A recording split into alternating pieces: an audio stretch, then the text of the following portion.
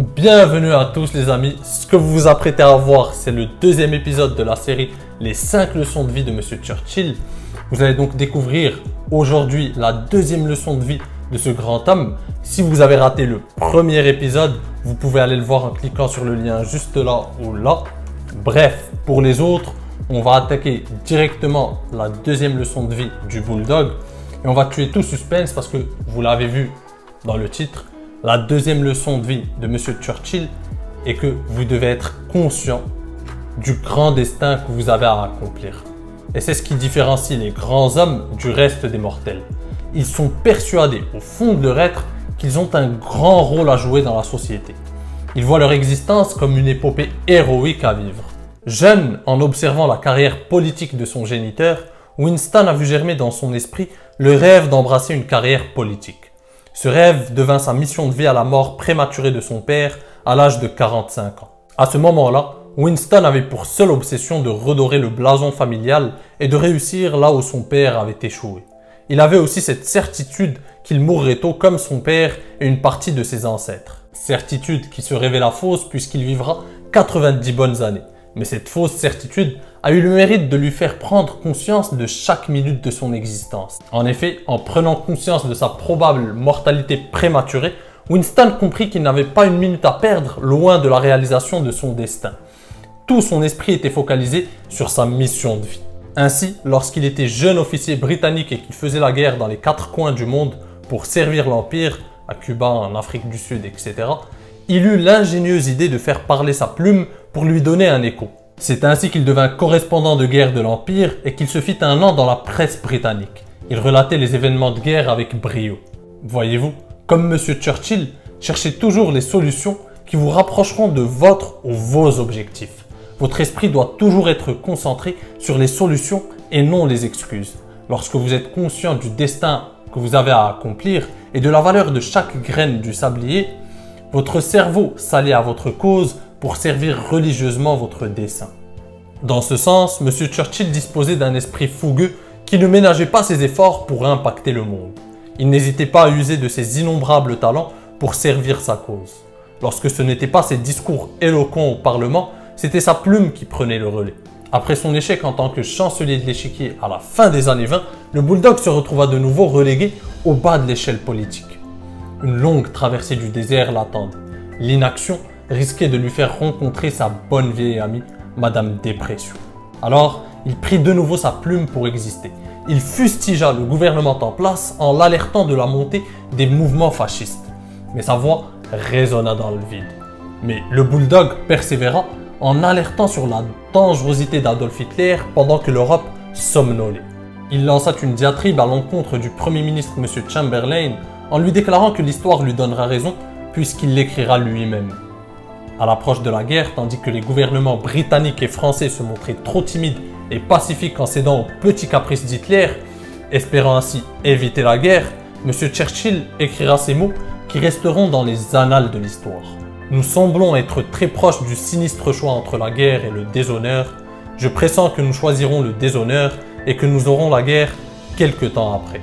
5 mois plus tard, l'histoire donnera raison à M. Churchill. L'invasion de la Pologne par Hitler en septembre 1939 allait tuer tout espoir pacifique. La vision de Churchill était juste. La guerre était inéluctable. L'opinion publique bascule peu à peu. Les journaux encouragent le retour du Bulldog. Chamberlain cède et nomme Churchill Premier Lord de l'Amirauté. 1 an plus tard, Chamberlain démissionne et cède le poste de Premier ministre au Vieux Lion. Churchill se retrouve alors au sommet du pouvoir. Seul le roi est au-dessus de lui. Sa ténacité et son ambition d'accomplir son destin ont eu finalement raison des événements. C'était comme si toute sa vie était une préparation pour ce moment précis. À 65 ans, le Bulldog allait écrire le cours de l'histoire et marquer le XXe siècle à tout jamais. Les amis, soyons honnêtes. Rares sont les hommes qui auront l'impact qu'a eu M. Churchill sur l'histoire. Mais imprégnons-nous de lui pour tenter d'écrire du mieux que nous pouvons notre légende personnelle. Les amis, soyez conscients que vous avez un destin à accomplir. L'histoire a toujours récompensé les hommes qui rêvaient grand, qui se fixaient des buts audacieux et qui avaient conscience de leur destin. Voyez-vous, la majorité des personnes sur cette planète ne se fixent pas des objectifs clairs et précis, pour la simple et bonne raison d'éviter l'échec. En ayant des buts et des objectifs assez vagues, on est sûr de ne jamais véritablement échouer. En effet, si vous n'avez pas de cible à atteindre, vous pourrez vous rassurer constamment en vous disant que vous n'échouez pas. Et oui, vous ne pouvez pas échouer à un examen si vous ne le passez pas. C'est la bonne nouvelle. Cependant, en n'ayant pas de but, vous n'irez nulle part non plus. C'est le revers de la médaille. Vous irez dans la médiocrité de votre quotidien et étouffez tout votre potentiel. Vous tuez vos rêves à petit feu. Mais considérons les choses autrement. Avoir un but, une destination à atteindre, c'est ce qui donne du sens à votre existence. Le but n'est donc plus d'atteindre forcément cette destination, mais simplement d'en avoir une qui donne un sens et une direction à votre vie. Parce que le véritable enfer dans ce bas monde, ce n'est pas d'échouer, de souffrir ou d'être jugé. Loin de là. L'enfer, c'est de se lever tous les matins et de te demander pourquoi tu es là, comme dirait Marv dans Sin City. C'est Gandhi qui disait « Une vie sans principe est comme un bateau sans gouvernail ». Pour ma part, je dirais qu'une vie sans but est comme un bateau sans gouvernail. Et n'ayez pas peur de rêver grand, d'avoir des grands objectifs et de viser des destinations lointaines. Au moins, si vous ne les atteignez pas, vous pourrez échouer dans des contrées plus intéressantes que si vous vous complaisez dans votre petit confort. Vous pourrez même découvrir des lieux que vous ne soupçonniez même pas d'exister. Imprégnez-vous de Christophe Colomb. Il avait un but précis, atteindre les Indes en traversant l'Atlantique. En ce sens, on peut dire qu'il a échoué. Mais son échec l'a conduit à l'une des plus grandes découvertes qui fait la fierté de la civilisation occidentale. La découverte du Nouveau Monde, la découverte de l'Amérique. Bon, pour ne pas contrarier nos amis chinois, qui sont convaincus qu'ils sont les premiers à avoir fait le tour du monde et qu'ils ont accosté aux Antilles un demi-siècle avant les Européens, on va parler de Zheng He. Pour la population de l'Empire du Milieu, Zheng He est le premier à avoir atteint ce qu'on appelle en Occident le Nouveau Monde.